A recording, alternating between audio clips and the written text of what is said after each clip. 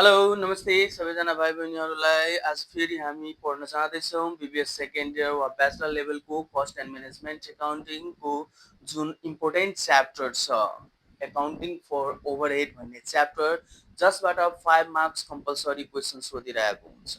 यो च्याप्टर यदि हामीले पढेनौँ भने यो च्याप्टर पछिको जुन च्याप्टरहरू छ त्यो च्याप्टरहरू पनि बनाउन हामीलाई के हुन्छ त गाह्रो भइरहेको हुन्छ। त त्यसले गर्दाखेरि यो च्याप्टरलाई हामी के गर्छौँ त राम्ररी मजाले ध्यान दिएर पढ्नेछौँ।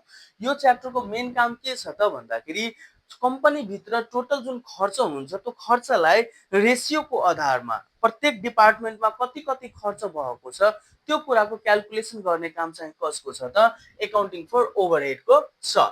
त्यसपछि यहाँ भनेर के दिएको छ त क्वेसन पहिला हेरौँ। म यहाँ अस्मिता पब्लिकेसनबाट ब्याचलर सेकेन्ड इयरको जुन छ बिबिएस सेकेन्ड इयरको त्यो बुकबाट मैले लिएको छु। यहाँ के छ त म्यानुफ्याक्चरिङ कन्सर्न हैज 4 डिपार्टमेन्ट, मतलब कुनै एउटा म्यानुफ्याक्चरिङ डिपार्टमेन्ट कम्पनीको कतिवटा डिपार्टमेन्ट छ त 4 वटा डिपार्टमेन्ट। कुन कुन डिपार्टमेन्ट छ त A B and C are the production department and X is the service department. मतलब 3 वटा म्यानुफ्याक्चरिङ डिपार्टमेन्ट छ र त्यही म्यानुफ्याक्चरिङ डिपार्टमेन्टसँग रिलेटेड के छ त अर्को एउटा सर्भिस डिपार्टमेन्ट राखेको छ।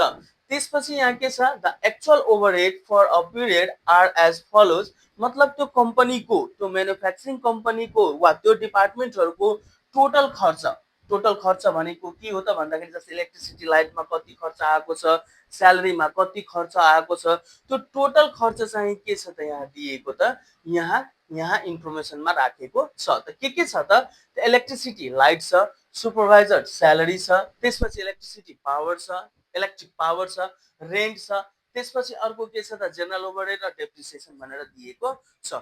यो खर्च जम्मा 5 वटा खर्च 6 वटा खर्च हामीलाई दिएको छ ओभरहेडहरू। त्यो ओभरहेडहरूलाई केमा कन्भर्ट गर्नु छ त हामीलाई यसले भनेको छ statement showing the overhead distribution. मतलब जति पनि यो खर्चहरू छ त्यो सबैलाई प्रत्येक डिपार्टमेन्टमा के गर्नुस् त यो रेसियोको आधारमा क्याल्कुलेट चाहिँ गर्नुस् भनेर भनिरहेको हुन्छ। त त्यो काम चाहिँ हामी गर्छौँ। त त्यसलाई हामी के भित्र ल्याउँछौँ त यहाँ फर्मेटमा ल्याउँछौँ। त फर्मेटमा ल्याउनको लागि स्टेटमेन्ट अफ ओभरहेड डिस्ट्रिब्युसन भनेर लेख्छौँ। लेखिसकेपछि ल यति हामीलाई के दिएको छ त रिक्वायरमेन्टमा त भन्दाखेरि statement showing the overhead distribution भनेर दिएको छ। मतलब जति पनि यहाँ ओभरहेडहरू दिएको छ त्यसलाई स्टेटमेन्टमा मतलब केमा त भन्दाखेरि प्रत्येक डिपार्टमेन्टमा प्रोडक्सन डिपार्टमेन्टमा पनि र सर्भिस डिपार्टमेन्टमा पनि के गर्न भनेको छ त डिस्ट्रिब्युसन गर्न भनेको छ। किन भन्दाखेरि यसमा त अब कुन डिपार्टमेन्टमा कति खर्च भएको छ त्यो कस्ट छुट्टा छुट्टै देखाउनु पर्ने हुन्छ। त त्यो देखाउनको लागि हामी यहाँ रिक्वायरमेन्ट के लेख्छौँ त स्टेटमेन्ट अफ ओभरहेड डिस्ट्रिब्युसन। यसलाई हामी टेबलभित्र लान्छौँ। त टेबलमा छ एउटा आइटम्स वा पार्टिकुलर्स, तपाईँलाई जे लेख्न सजिलो लाग्छ त्यो लेख्नु होला। यहाँ लेख्नुहोस् आइटम। त्यसपछि छ के चाहिँ त रेसियो, बेसिस अफ रेसियो हो। त्यसपछि छ अर्को के टोटल ओभरहेड हो। त्यसपछि छ के अर्को त प्रोडक्सन डिपार्टमेन्ट हो, प्रोडक्सन डिपार्ट। ठीक छ। यति लेखिसकेपछि अर्को एउटा के छ त सर्भिस हो।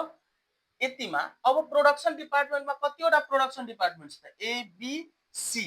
यहाँ लेखौँ ए को, त्यसपछि बी, त्यसपछि सी, अनि सर्भिस डिपार्टमेन्टमा कुन चाहिँ छ त एक्स। मैले यहाँ के गरेँ त टेबल बनाइसकेँ। टेबल बनाइसकेपछि अब हामीसँग यहाँ खर्चहरू के छ ओभरहेडहरू पहिला जुन यो आइटम दिएको छ यो आइटम भनेको यो ओभरहेडहरू यहाँ जुन राखेको छ यो ओभरहेडहरूलाई हामी यो रेसियोको आधारमा डिस्ट्रिब्युसन गर्ने काम चाहिँ गरेको हुन्छौँ। त फर्स्टमा यो लेख्नु जुन आइटम एक्सपेन्सेस दिएको हुन्छ वा एक्सपेन्डिचर भनेर दिएको हुन्छ वा ओभरहेड भनेर लेखेर दिएको हुन्छ त्यो आइटमहरू पहिला के गर्नुहोस् त लेख्नुहोस्। त कतिवटा छ त 6 वटा। त 6 वटै लेखौँ हामी। इलेक्ट्रिक लाइट छ यहाँ हो। तर यसमा एउटा कुरा अझ नयाँ कुरा के छ त भन्दाखेरि डाइरेक्ट एक्सपेन्सेसको कुरा पनि गरेको छ है, ध्यानमा राख्नु। के चाहिँ गरेको छ त डाइरेक्ट एक्सपेन्सेसको। यो जुन डाइरेक्ट एक्सपेन्सेस चाहे त्यो डाइरेक्ट मेटेरियल होस्, चाहे डाइरेक्ट लेबर होस्, चाहे डाइरेक्ट वेजेस होस् वा यतिकै डाइरेक्ट एक्सपेन्सेस लेखेर दिएको होस्, यसलाई पहिला फोकस गर्नुहोस्। यदि क्वेसनमा दिएको छ भने यो कुरालाई पहिला लेख्नुहोस्। याद राख्नु होला क्वेसनमा एकाउन्टिङ फर के छ त हाम्रो ओभरहेड कस्टको जुन च्याप्टर छ त्यो च्याप्टरमा यदि ओभरहेडलाई डिस्ट्रिब्युसन गर्न भनेको छ त त्यति डिस्ट्रिब्युसन गर्ने बेलामा यदि क्वेसनमा डाइरेक्ट एक्सपेन्सेसको कुरा गरेको छ भने याद राख्नु कुन एक्सपेन्सेसको त डाइरेक्ट एक्सपेन्सेसको त डाइरेक्ट एक्सपेन्सेसको कुरा गरेको छ भने ठ्याक्क तपाईँ पहिला डाइरेक्ट एक्सपेन्सेसको कुरा लेखिदिनुहोस्। यहाँ के छ त एउटा दिएको छ डाइरेक्ट मेटेरियल, यहाँ लेखिदिनुहोस् डाइरेक्ट मेटेरियल्स हो। त्यसपछि अर्को के दिएको छ त डाइरेक्ट वेजेस हो, यहाँ लेखिदिनुहोस् वेजेस। यसमा लेख्नु होला गिभेन जहिले पनि वा एक्चुअल जे छ त्यही लेख्नु, तपाईँलाई जे सजिलो लाग्छ। एक्चुअल लेख्न मन लागेको छ भने एक्चुअल लेख्नुहोस्, गिभेन लेख्न मन लागेको छ भने गिभेन लेख्नुहोस् हो। मैले यहाँ के लेखेँ त दुइटै लेखिदिँदैछु, एक्चुअल वा गिभेन, यो पनि सेम। अब यसमा ओभरहेडमा कति एमाउन्ट लेख्ने त बारम्बार एउटै कुरा के गर्नु याद गर्नुहोस् त भन्दाखेरि अहिले जुन यो म्यानुफ्याक्चरिङ डिपार्टमेन्ट वा प्रोडक्सन डिपार्टमेन्टको जुन यो खर्चहरू छ रुपिसमा छ नि, याद राख्नु होला केमा छ त रुपिसमा।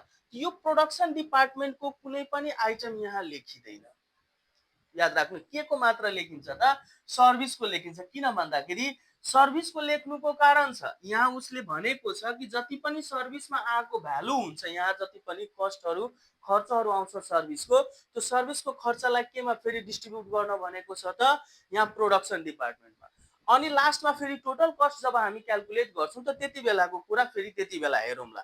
तर यसमा अहिले याद राख्नु होला जति पनि डाइरेक्ट एक्सपेन्सेसहरू हुन्छ त्यो डाइरेक्ट एक्सपेन्सेसको ओभरहेड चाहिँ के को लेख्नुहोस् न मात्र सर्भिसको, चाहे दुईटा सर्भिस आइटम सर्भिस डिपार्टमेन्ट दिएको वा तीनवटा दिएको त्योसँग मतलब छैन, तर सर्भिसको मात्र लेख्नु। त अहिले एउटै मात्रै छ, एउटा कति छ 4000, एउटा कति छ त 2000। त मैले यहाँ कति लेखेँ त 4000 अनि अर्को कति छ त 2000। एमा छैन, बीको पनि सीको पनि छैन, यसको पनि छैन। यहाँ कति भयो 4000, यहाँ कति भयो त 2000। त्यसपछि त 6वटा आइटमहरू लेख्नुहोस् त के छ त इलेक्ट्रिक लाइट छ हो, इलेक्ट्रिक लाइट। त्यसपछि के छ त स्यालेरी सुपरभाइजर स्यालेरी हो, सुपरभाइजर स्यालेरी यहाँ मैले लेखिदिएँ। त्यसपछि छ इलेक्ट्रिक पावर हो, इलेक्ट्रिक पावर। त्यसपछि के दिएको छ त रेन्ट हो, त्यसपछि दिएको छ डेप्रिसिएसन, त्यसपछि दिएको छ जेनरल ओभरहेड हो। यहाँ यसरी गरेर मैले दिएँ। अब यो जुन दिएको छ जति 6वटा ओभरहेड, यो 6वटा ओभरहेडलाई हामी के को आधारमा क्यालकुलेसन गर्छौँ त यहाँ लेखिदिएको छु बेसिस अफ रेसियो। त्यो डाइरेक्टको त एक्चुअल वा गिभेन त दिएकै थियो। अब यसमा इलेक्ट्रिक लाइट लाइट पोइन्ट जुन हुन्छ याद गर्नु होला, इलेक्ट्रिक लाइट जुन हुन्छ जस्तै बत्ती फेनहरू जुन हुन्छ त्यो पोइन्ट्सको आधारमा इलेक्ट्रिसिटीको बिल आउँछ। याद गर्नु होला के को आधारमा आउँछ त पोइन्ट्सको आधारमा। त पोइन्ट्स यसको जहिले पनि याद गर्नु होला लाइट पोइन्ट वा पोइन्ट्स भनेर दिएको हुन्छ, त्यो छैन भने मात्र हामी एरिया इन स्क्वायर फिटमा जान्छौँ। यो कुरालाई बुझ्नु होला, यदि यो लाइट पोइन्ट छैन भने मात्र हामी कहाँ जान्छौँ त एरिया इन स्क्वायर फिटमा जान्छौँ। तर यसमा लाइट पोइन्ट दिएको छ त मैले यहाँ लेखेँ के चाहिँ त लाइट पोइन्ट हो। त लाइट पोइन्टको रेसियो चाहिँ कति कति छ त यहाँ दिएको छ 14, 11, 9, 7। यो सबै लेख्नुहोस् हो, यहाँ लेख्नुहोस् 14,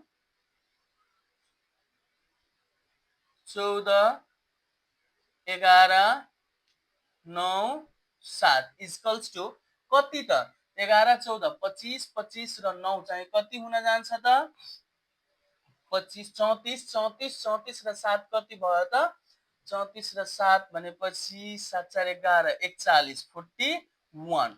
त्यसपछि अर्को नम्बरमा फेरि के छ त भन्दाखेरि ध्यानमा राखौँ सुपरभाइजर स्यालेरी। त सुपरभाइजर स्यालेरी चाहिँ के को आधारमा हामी डिस्ट्रिब्युसन गर्छौँ याद गर्नु होला, यसमा डाइरेक्ट वेजेस दिएको छ। यो कुरालाई नबिर्सनु होला। यो कुरा जुन हामीसँग छ अहिले भर्खर सुपरभाइजर स्यालेरी यो बहुत कम्ती क्वेसनमा हुन्छ हो। जेनरल ओभरहेड सुपरभाइजर स्यालेरीहरूलाई हामीले ध्यानमा राख्नु पर्ने हुन्छ। यो चाहिँ के को आधारमा हामी गर्छौँ त डाइरेक्ट वेजेसको आधारमा। त मैले यहाँ सर्ट फर्ममा लेखिदिँदैछु DW डाइरेक्ट वेजेस कति छ त यसको रेसियो छ 5000, 3000, 1000, 2000। त सबैको तीनवटा कमन जिरो मैले हटाइदिएँ त कति कति रह्यो 5:3:2 सरी 1 छ 1 इज टु 2 इक्वल्स टु कति त 5 3 8 8 1 9 9 2 11। त्यसपछि छ इलेक्ट्रिक पावर भनेको छ त पावर भनेको एचपी हर्स पावर भनेर बुझ्नु पर्ने हुन्छ त एचपी अफ प्लान्ट यसको कति छ 150 90 60 40। फेरि सबैमा एउटा एउटा जिरो कमन छ मैले सबैलाई हटाइदिए यसको के मैले लेखे त एचपी हो एचपी को कति त 15 त्यसपछि 9 त्यसपछि 6 त्यसपछि 4 इक्वल्स टु 15 र 9 कति भयो त 24 24 र 6 30 4 34 कति हुन गयो त 34। त्यसपछि भनेर दिएको छ रेन्ट त रेन्ट चाहिँ एरिया स्क्वायर फिटको आधारमा जहिले पनि घर भाडा जुन लाउने गरेको हुन्छ त्यो घर भाडा एरिया हेरेर पैसा चाहिँ लिने गरेको हुन्छ त त्यसले गर्दाखेरि एरिया इन स्क्वायर फिटमा जानुहोस् हो यहाँ लेखिदिनुहोस् एरिया इन स्क्वायर फिट हो स्क्वायर फिट यसको चाहिँ रेसियो कति कति छ त्यसमा पनि हेर्नुहोस् 1500 1100 900 500 त सबैको डबल जिरो जुन छ लास्ट वाला त हटाइदिनुहोस् त 15 11 त्यसपछि कति छ 9 त्यसपछि कति छ 5 इक्वल्स टु कति भयो त 26 26 र 9 35 35 र 5 40 हो।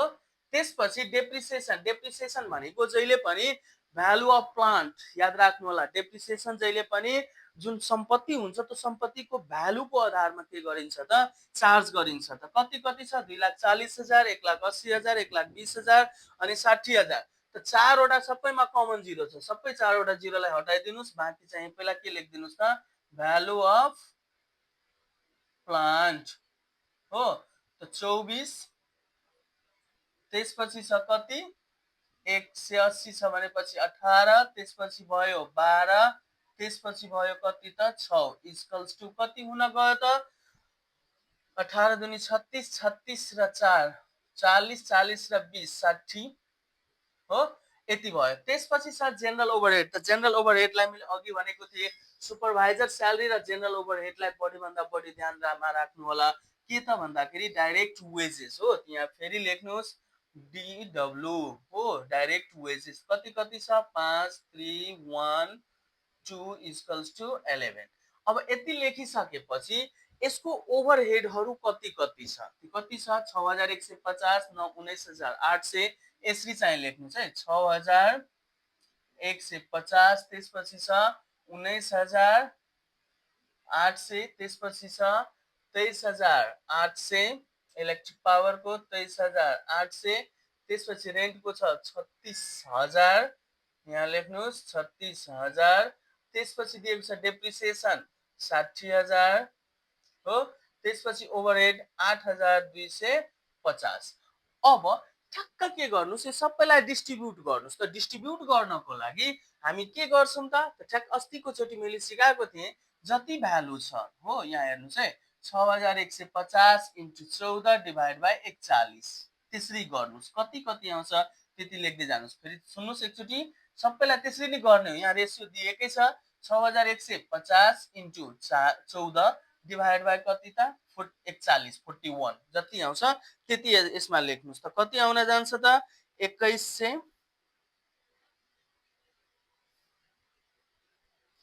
1650 1350 1050 2100 1650 1350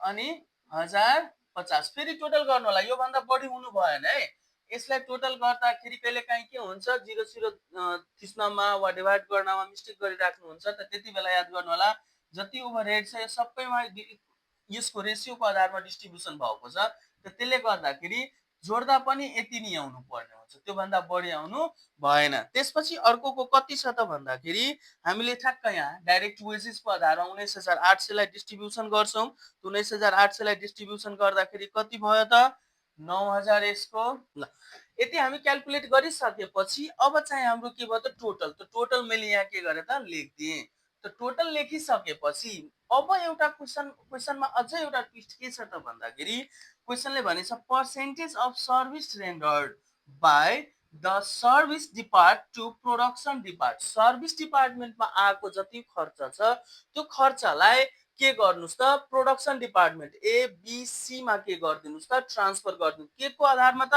60%, 25% र 15% को आधारमा भनेपछि यहाँ मैले लेखिदिए service rendered to production depart हो यसरी गरेर अब के त गिभन भनेर यहाँ दिनुहोस् हो गिभनमा कति कति पर्सेन्टेज छ त भन्दाखेरि 60% इज टु फेरि 25% इज टु त्यसपछि कति छ त दिएको 15% इक्वल्स टु कति त 100 हो अब कुन खर्चलाई भनेको छ त सर्भिस डिपार्टमेन्टमा भएको खर्चलाई हो कसलाई त सर्भिस डिपार्टमेन्टमा भएको खर्च त सर्भिस डिपार्टमेन्टमा भएको खर्च कति छ त 25,000 त जति छ त हामी यसमा ट्रान्सफर गर्छौं त यहाँ चाहिँ लेखिदिन्छौं कति 25,450 अनि यही कुरालाई यहाँ फेरि माइनसमा देखाइदिउँ किन घटाउनु पर्यो नि यहाँबाट हटाएर हामी यहाँ ट्रान्सफर गर्दैछौं त्यसले गर्दाखेरि घटाइदिन्छु त 25,450 अब यो कुरालाई यतिको रेशियोमा के गर्नुस् त डिस्ट्रिब्युट गर्नुस् त डिस्ट्रिब्युट गर्दाखेरि कति कति आउन जान्छ त भन्दाखेरि यसको हुन जान्छ 15,270 63,62.5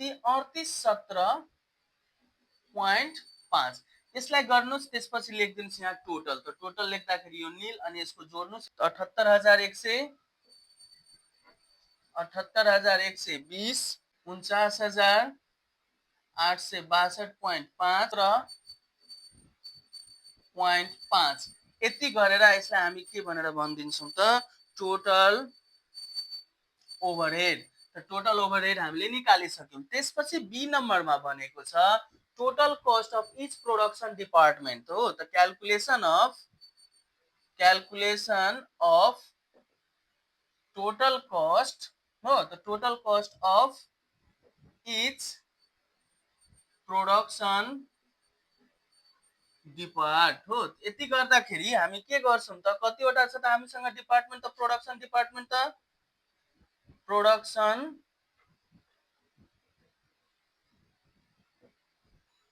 डिपार्ट प्रोडक्सन डिपार्टमेन्ट कतिवटा छ त ए बी अनि सी यसमा याद राख्नु होला ए बी अनि सी यति गरिसकेपछि यसमा सबैभन्दा अगाडि प्राइम कस्ट चाहियो त प्राइम कस्ट भनेको के छ त डाइरेक्ट मेटेरियल्स हो अनि त्यसपछि डाइरेक्ट वेजेस रुपीसमा दिएको छ कति कति 6,000 4,000 2,000 क्वेशनमै छ 6,000 4,000 अनि फेरि 2,000 त्यसपछि चाहिँ यसको 5,000 अनि यसको छ 3,000 त्यसपछि चाहिँ यसको कति चाहियो त 1,000 अब यसलाई टोटल गर्नुस् टोटल गर्दाखेरि के निस्किन्छ त प्राइम कस्ट कति त 6 5 11,000 4 3 7,000 त्यसपछि कति छ त 3,000 हो यति गरिसकेपछि यसमा एड हामी के गर्छौं त ध्यानमा राख्नु होला टोटल ओभरहेड हो जुन अघि हामीले निकालेको थियौं टोटल ओभरहेड त्यो टोटल ओभरहेडलाई एड गरौँ त कति कति छ त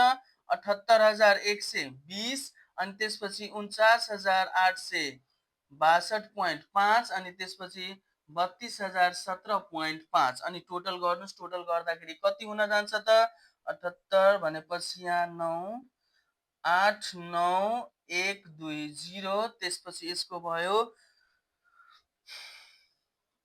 56,862 56,862.5 त्यसपछि भयो यता 35,017.5 यति भयो यसलाई हामी के भनेर भन्छौं त टोटल कस्ट अब कहिलेकाहीँ के भनेर सोध्दैछ त लेबर आवरबाट के निकाल्नको लागि त रेट निकाल्न त अब यसमा अहिले भनेकै छैन नत्र जति बेला भन्छ टोटल कस्टलाई केमा कन्भर्ट गर्नको लागि त लेबर रेटमा कन्भर्ट गर्नको लागि लेबर आवरको रेटमा कन्भर्ट गर्नको लागि त लेबर आवर छैन त छैन भनेपछि सोधेको पनि छैन यति गरिसकेपछि हाम्रो कति भयो त जम्मा 5 मार्क्स आउँछ हो अलिकति अरु फाइनान्शियल एकाउन्टिङ भन्दा कस्ट चाहिँ अलिकति के हुन्छ त थोरै डिफिकल्ट हुन जान्छ त त्यसलाई हामी ध्यान दिएर पढ्नु पर्ने हुन्छ र स्पिडमा क्याल्कुलेटर स्पिडमा प्रेस गर्न सक्नु पर्ने हुन्छ हो र रेशियो यसमा मोस्ट इम्पोर्टेन्ट छ यो च्याप्टरमा रेशियो जस्तै बुझ्नुभयो भने खासै अब त्यसपछि यसमा केही पनि हुन छँदै छैन ओके ल यति गरिसकेपछि हाम्रो एन्सर आउँछ र 5 मार्क्स कम्प्लिट हुन्छ आजको लागि धेरै धेरै धन्यवाद